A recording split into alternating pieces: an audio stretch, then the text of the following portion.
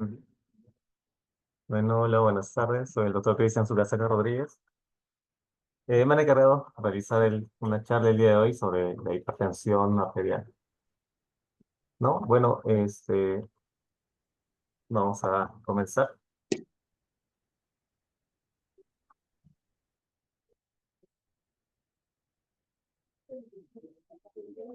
Bien. Ok. Mm,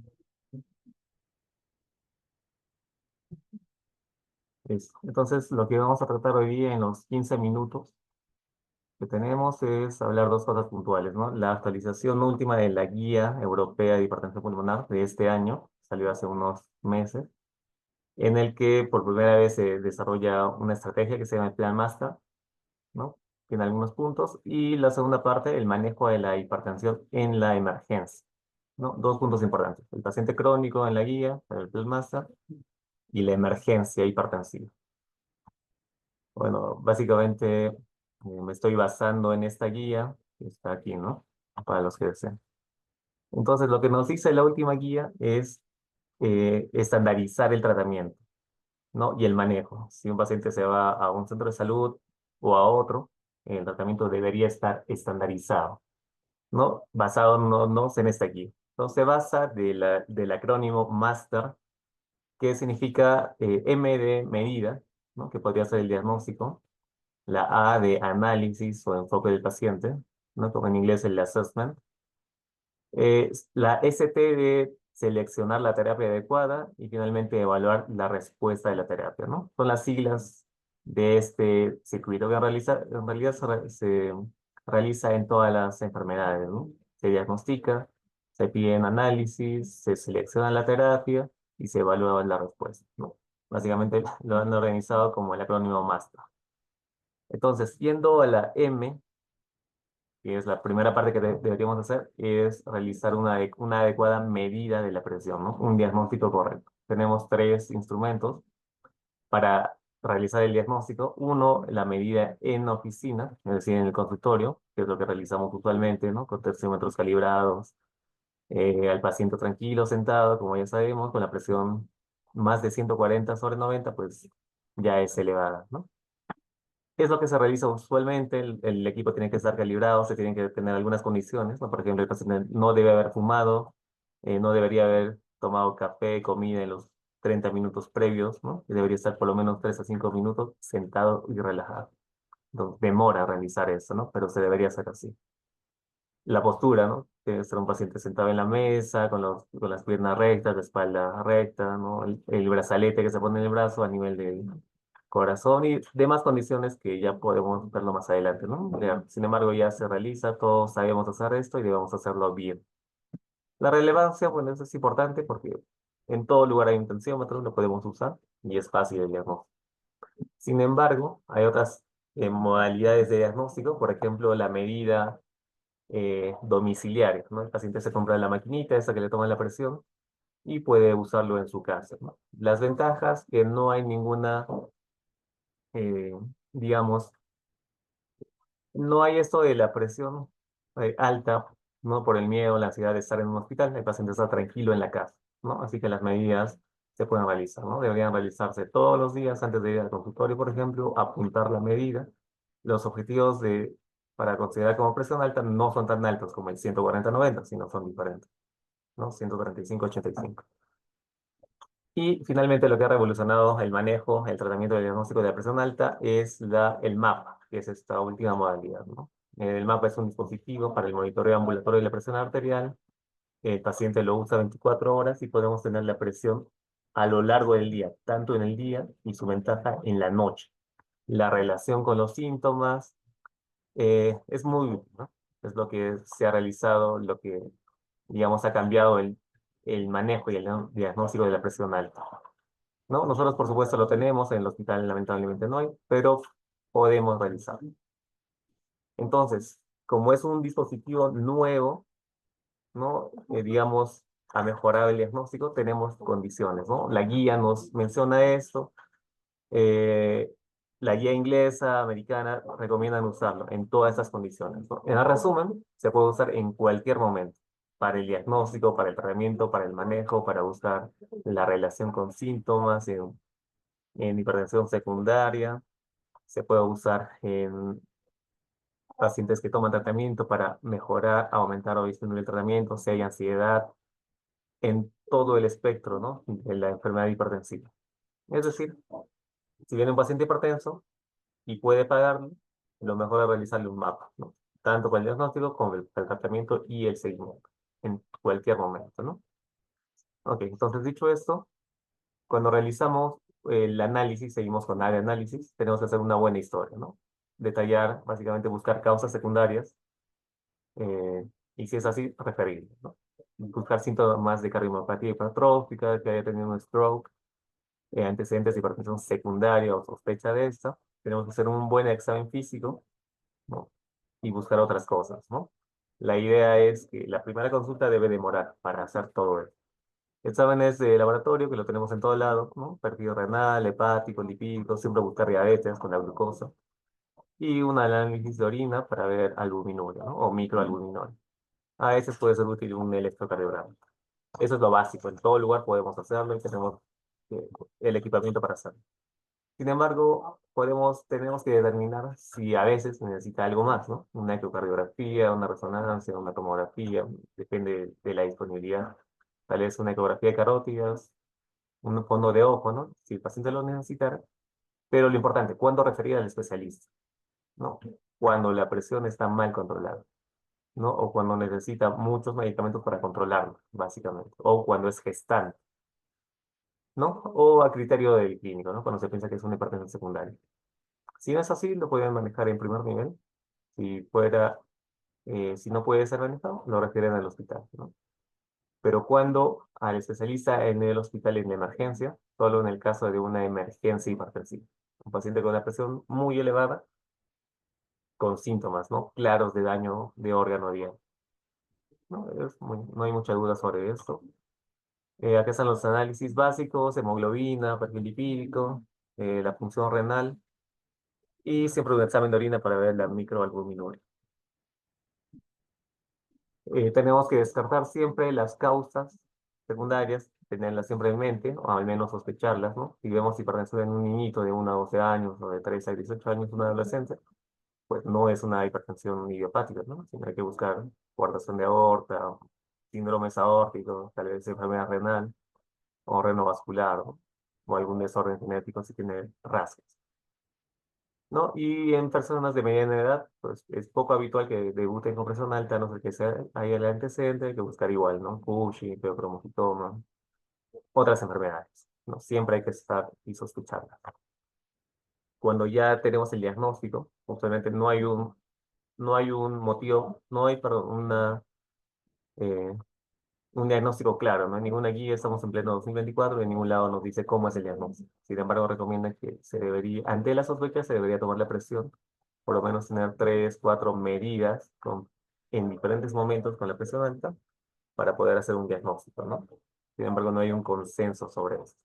Hay dudas, incluso los cardiólogos tenemos dudas sobre cuándo considerar y catalogar a un paciente con presión alta, porque si lo catalogamos así, es un diagnóstico de por vida y lo condenamos, ¿no? A veces innecesariamente. Aunque en la terapia siempre tenemos que hablar de riesgo, con riesgo se hace referencia al riesgo cardiovascular de tener un infarto, un ACE, un stroke. Riesgo, de acuerdo a si tiene alguna otra condición. Si son pacientes jóvenes, con ninguna enfermedad, ninguna alteración, son de bajo riesgo, y tenemos que valorar, darles medicación de inicio, ¿no? Sin embargo, al resto de pacientes, iniciamos medicación. No, acá vemos una tabla, mientras la presión sea más alta, mientras haya otras condiciones, factores de riesgo, pues son pacientes de muy alto riesgo y necesitan tratamiento inicial. Si no, no. Entonces, cuando ya tenemos el diagnóstico, tenemos que ver el tratamiento. Son tanto farmacológicos como no farmacológicos. ¿Ok? Los no farmacológicos básicamente es lo que ya sabemos, ¿no? Dieta saludable, actividad física, bajar de peso, ¿no? Lo que más ha impactado es cesar de fumar, no fumar. No, tenemos que hacer un manejo del estrés, tenemos que minimizar exposición a la polución, eso es nuevo, no lo describí antes. También es causa del aumento de la presión, muchas personas consultan por el alcohol, ¿no? La recomendación es que deberían estar cercanos a la abstinencia alcohólica, ¿no? Tomar muy socialmente, no muy de vez en cuando, especialmente en personas que tomaban frecuentemente, ¿no? Y si es posible, evitarlo, si no, muy, muy ocasionalmente, pero sí puede hacer. No, la actividad física es importante, como ya se sabe, 150 a 300 minutos a la semana o 30 minutos diarios, continuos, sin parar. Todo esto es importante porque va a reducir la presión. Una dieta saludable reduce 3 a 5 milímetros de presión. La actividad física, 5 a 7. Reducir el peso, 3 milímetros. Bajar la sal, 2 milímetros. Si sumamos todo, podemos bajar unos 20, 25 milímetros de mercurio, ¿no? Que es lo mismo que puede bajar un losartán o un enalapril, 20 a 25 milímetros de mercurio, ¿no? Así es importante bajar. Cuando hablamos ya de terapia farmacológica, cuando no ha sido suficiente los estilos de vida, en cambio en eso, hay una recomendación importante acá. Lo importante, lo que dice en esta guía, un cambio importante es que tenemos que iniciar siempre terapia dual cuando tenemos ya el diagnóstico claro.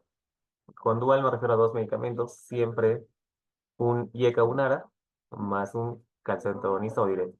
Por decir la combinación más frecuente, losartán, que es un ARA, más un amlodipino. O puede ser un losartán más una hidroclorotiazida. Siempre dos medicamentos de inicio. Ya no solo losartán, ya no solo enalapril, ¿no? Dos medicamentos. Porque se ha demostrado que el 60% de los pacientes van a controlar con esta terapia, ¿no? Ya no monoterapia, siempre dos.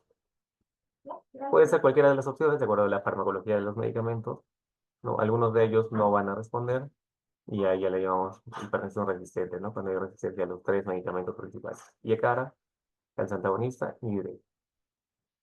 En el solo vamos a iniciar un solo antihipertensivo cuando tenga esas tres condiciones, que es lo nuevo de este guía.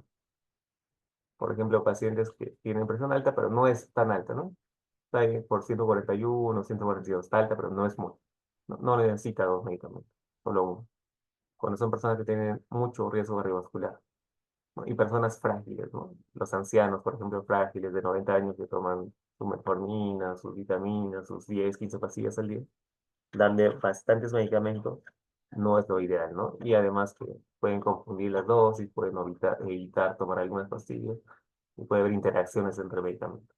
Solo en esos casos se da monoterapia. A resto de pacientes que solemos diagnosticar, siempre dos, siempre dos. Ok, ¿qué más nos dicen? El objetivo siempre es mantener entre 120 y 140, ¿no? Recordemos que es un paciente hipertenso, ya no va a tener presión normal.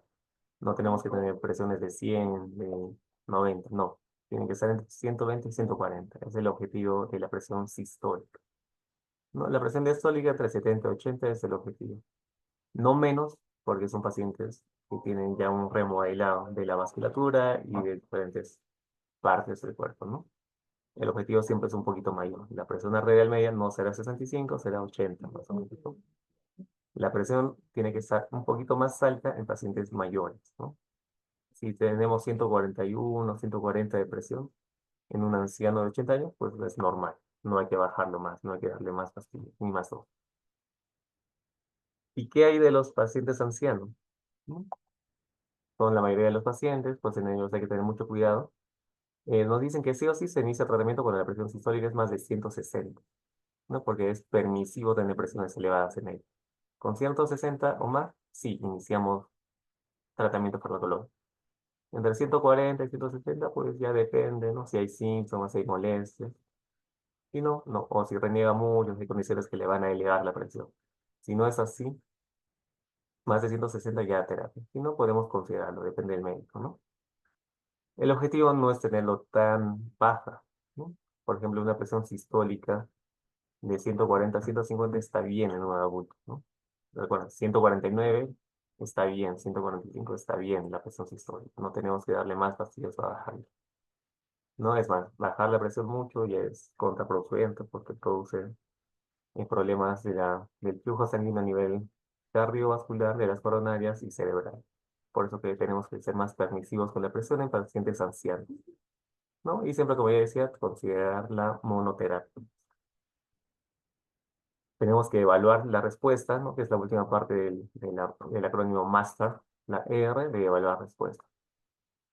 Damos un tratamiento y tenemos que tener controles seguidos acá recomiendan, ¿no? En un mes, 1 a 2 visitas. Podría ser una visita cada 2 semanas para ver si lo que le hemos dado es suficiente, controla bien la presión o es insuficiente, ¿no?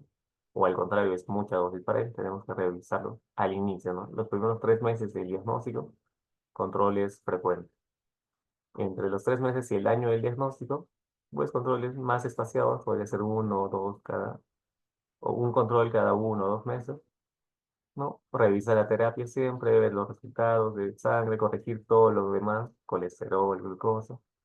Y en algunos pacientes, después del año, pues el control con el especialista podría ser anual, ¿no? Y la frecuencia de visitas ya más espaciada, ¿no?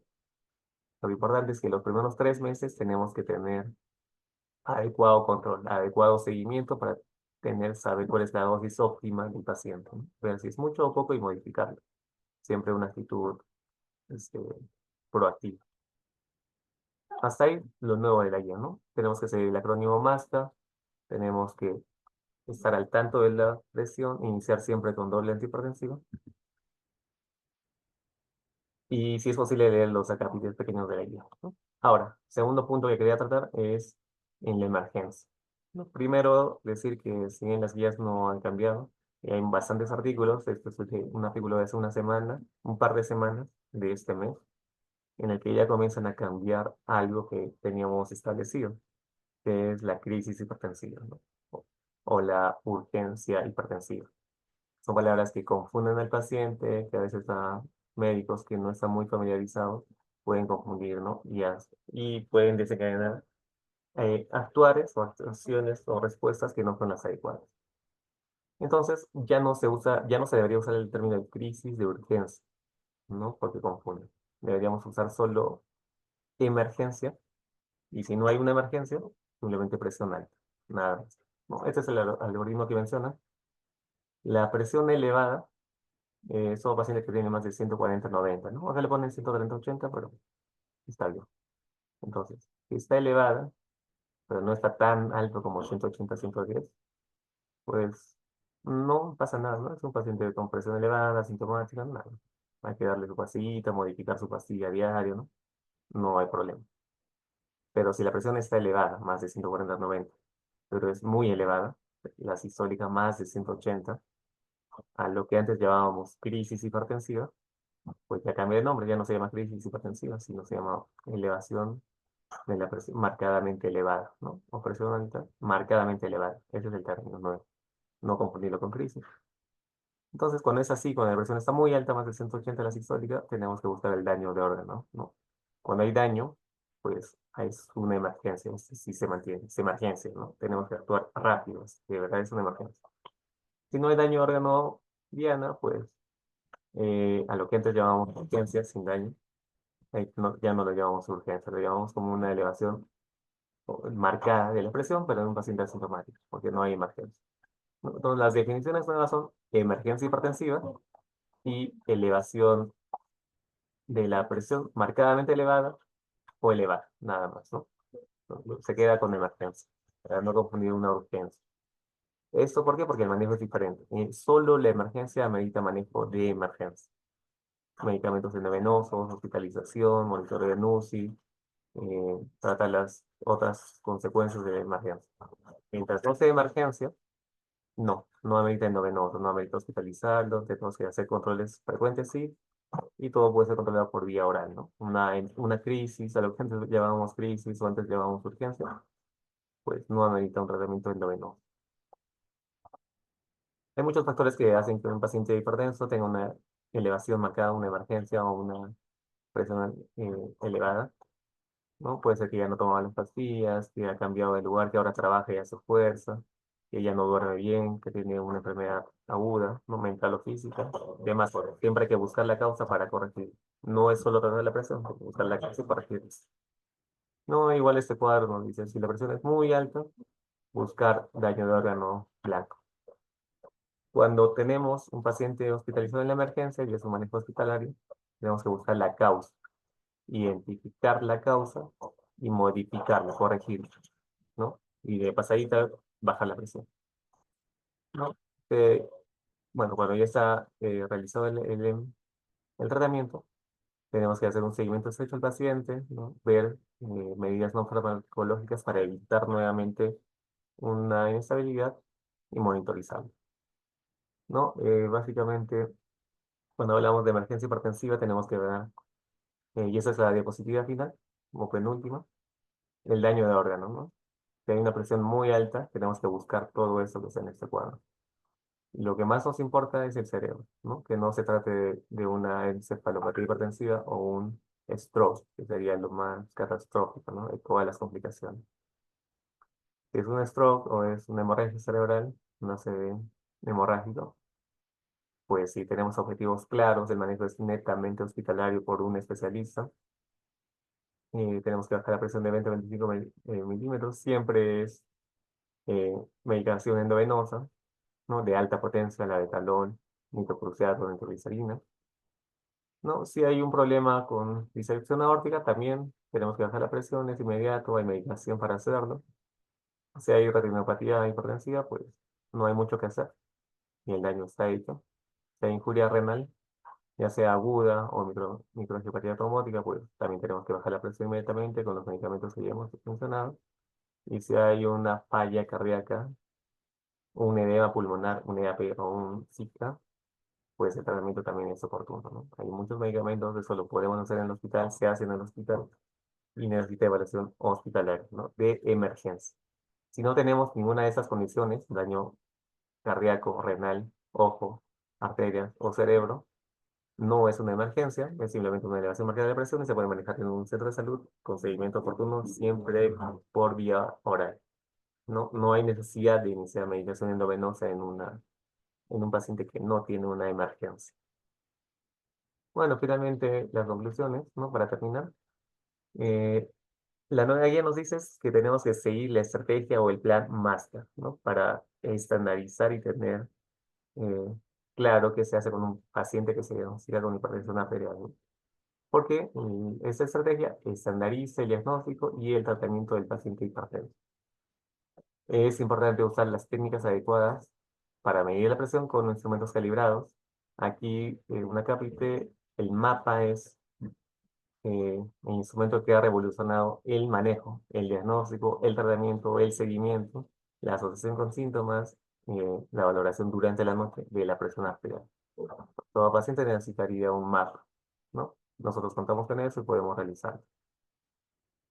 Se tiene que detectar y corregir las causas reversibles de la elevación de la presión, siempre, ¿no? Porque la presión es la respuesta a algo. Entonces hay que corregir ese algo.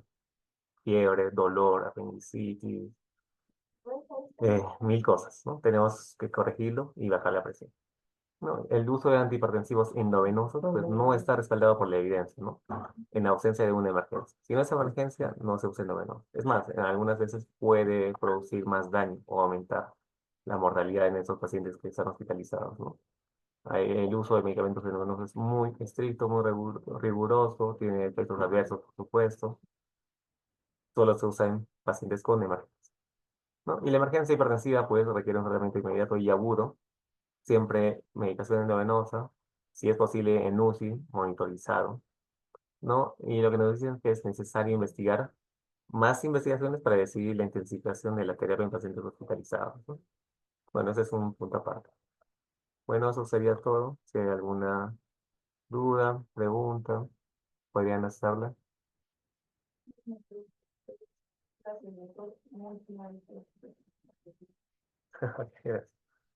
Si hay alguna duda, igual pueden escribirme en el correo, lo tengo en la primera diapositiva. Si quieren las diapositivas, igual. Me pueden encontrar en el hospital regional todos los días. Ah, ok, también lo pueden ver en la página del hospital en YouTube, ¿no? Ok, listo, gracias, buen día.